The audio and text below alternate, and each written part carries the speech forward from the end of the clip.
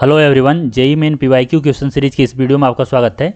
इसमें दिया हुआ है कि 2 पॉइंट चार्जेस, एक -4 माइक्रोकुलाम, दूसरा 4 माइक्रोकुलाम, और यह कहाँ पे है? तो यह एक -9 एक्स एक्सिस पे -9 पे है और दूसरा एक्स एक्सिस के 9 पे है। ठीक है, और यह दोनों मिलकर इलेक्ट्रिक डायपोल फॉर्म कर रहे हैं। तो मान लेते हैं कि यह मेरा एक्स एक्सिस है, ऐसे कुछ। ठीक है, यहाँ पे मान लेते हैं यह ओरिजिन हो गया। तो अगर हम लोग बात करें यहाँ पे, तो मान लेते हैं कि एक चार्ज जो -4 माइक्रोकुलाम है वो यहाँ पे है। एक मिनट, यहाँ पे है। ठीक है, यह -q हो गया और यह कोऑर्डिनेट हो गया -9 0, 0, और दूसरा चार्ज यहाँ पे है +q और इसका कोऑर्डिनेट है 9 0, 0। ठीक है, तो यह दोनों मिलकर एक इलेक्ट्रिक डायपोल फॉर्म कर रहा है। तो देखो, इलेक्ट्रिक डायपोल मोमेंट का जो डायरेक्शन होगा वो होता है -q से +q, यानी कि इसका जो डायरेक्शन होगा इधर होगा, अलोंग एक्स एक्सिस। और डायपोल मोमेंट कितना होगा? तो अगर हम लोग डायपोल मोमेंट की बात करें तो यह होता है q, यानी कि charge into distance between the charges. ठीक है, और इसका डायरेक्शन क्या होगा? तो इधर आई कैप होगा।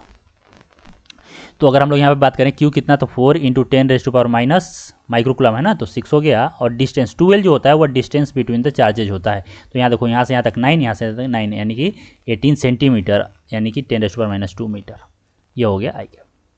तो अगर हम लोग यहाँ पे बात करें तो यह कितना हो गया? 72 × 10⁻⁸ ठीक है, कुलाम मीटर। यह हो गया मेरा डायपोल मोमेंट। ठीक है, तो अब देखो यहाँ पे क्या बोल रहा है कि यहाँ पे एक इलेक्ट्रिक फील्ड लग रहा है, और यहाँ पे अभी क्या है? देखो यहाँ पे, the work done on the dipole in rotating it from the equilibrium through 180। तो अभी इक्विलिब्रियम का बात करें तो देखो, इक्विलिब्रियम क्या होता है? पहले हम लोग पोटेंशियल एनर्जी ऑफ डायपोल समझते हैं क्या होता है, वहां से हम लोग को आइडिया मिलेगा। ठीक है, देखो, जो पोटेंशियल एनर्जी ऑफ जो डायपोल होता है वह होता है U = -P.E, यह होता है। और इसी को हम लोग लिख सकते हैं -PE cos थीटा। ठीक है, अब बताओ यहाँ पे कि अगर हम लोग बात करें कि अगर सिस्टम इक्विलिब्रियम में है, यानी कि यहाँ का जो पोटेंशियल एनर्जी होगा वो क्या होगा? मिनिमम होगा। ठीक है, और मिनिमम कितना होता है for equilibrium? Potential energy minimum होगा तो यह होगा -PE cos का मैक्सिमम वैल्यू, यानी कि कुल मिला के बोल सकते हैं cos 0, यह होता है -PE। यह हो गया। ठीक है, अब यहाँ पे समझो बात को कि कब होता है, क्या होता है। ठीक है, इलेक्ट्रिक फील्ड को समझते हैं। तो इलेक्ट्रिक फील्ड का डायरेक्शन इधर होगा। क्यों? क्योंकि डायपोल मोमेंट का डायरेक्शन इधर ही है, और स्टेबल इक्विलिब्रियम यही होता है। ठीक है, स्टेबल इक्विलिब्रियम होने का दो कंडीशन है।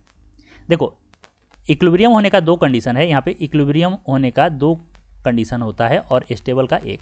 इक्विलिब्रियम यानी कि नेट फोर्स क्या हो जाए?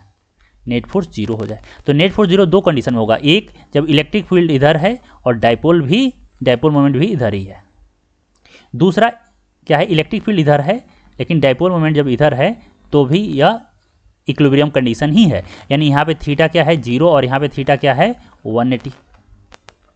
लेकिन अंतर क्या है कि यहाँ पे यह जो होता है वह स्टेबल इक्विलिब्रियम होता है, क्योंकि यहाँ पे जो पोटेंशियल एनर्जी होता है वो मिनिमम होता है, और यहाँ पे जो पोटेंशियल एनर्जी होता है वो मैक्सिमम होता है। यानी कि यह क्या है? यह अनस्टेबल इक्विलिब्रियम है। तो इसने क्या बोला कि इक्विलिब्रियम से 180 रोटेट किया गया। यानी पहले समझो बात को कि पहले डायपोल इधर था, समझना बोल के, तो पहले डायपोल मोमेंट का जो डायरेक्शन था वो इधर था, बाद में इसको 180 से रोटेट करते के इधर कर दिए। ठीक है, तो इनिशियल जो θ1 था वह 0 था। θ1 क्या होता है? थीटा क्या है? तो angle between dipole moment and electric field. दूसरे केस में, सेकेंड केस में, थीटा जो हो गया वह 180 डिग्री हो गया। ठीक है, तो हम लोग एक रिलेशन जानते हैं कि work done by external agent is equal to change in potential energy is equal to minus work done by conservative force. तो अपने को तो यही निकालना है, work done by external agent, कि भाई इसको रोटेट कराने में कितना वर्क करना पड़ेगा। तो work done by external agent जो अपने को निकालना है वह निकालना है माइनस, या यहाँ से बोल सकते हैं हम लोग, यहाँ पे हम लोग बोल सकते हैं या U final minus U initial. तो अगर हम लोग U फाइनल बोले यहाँ पे तो कितना होगा? यहाँ पे देखो, यह होगा -PE कॉस थीटा 2 और minus P E cos theta 1, यानी कुल मिला के बोलें तो यहाँ पे P E cos theta 1 minus cos theta 2, यह हो गया। p कितना है, तो p इतना हम लोग निकाले थे, यह हो गया 72 इंटू 10⁻⁻8। e कितना है, तो e दिया हुआ 10⁻4, यानी 10⁻4 हो गया। थीटा 1 क्या है, थीटा 1 0 है, तो यह हो गया cos 0 माइनस cos 180।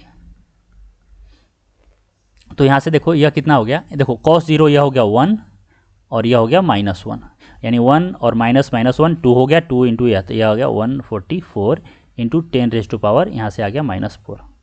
इसको हम लोग क्या लिख सकते हैं, इसको हम लोग लिख सकते हैं या कुछ इस प्रकार से 1 मिनट यहाँ पे आ गया या, तो अगर हम लोग यहाँ से लिखें तो यह आ गया मेरा, इसे मैं डिवाइड कर दे रहा हूँ, तो यह आ गया 4.4 इंटू 10⁻³ जूल, और इसे ही लिख सकते हैं 144.4 मिली जूल। ठीक है, यानी इसे डायपोल को 180 से रोटेट कराने में मेरे को कितना करना पड़ा वर्क डन, 14.4 मिली जूल, जो कि ऑप्शन बी में है। ठीक है, तो यह आंसर होगा। तो अगर वीडियो आपको पसंद आया तो वीडियो को लाइक कीजिए, चैनल को सब्सक्राइब कीजिए, कुछ पूछना है तो कमेंट सेक्शन में मेंशन कीजिए, मैं रिप्लाई जरूर करूंगा। आज के लिए इतना ही, थैंक यू सो मच।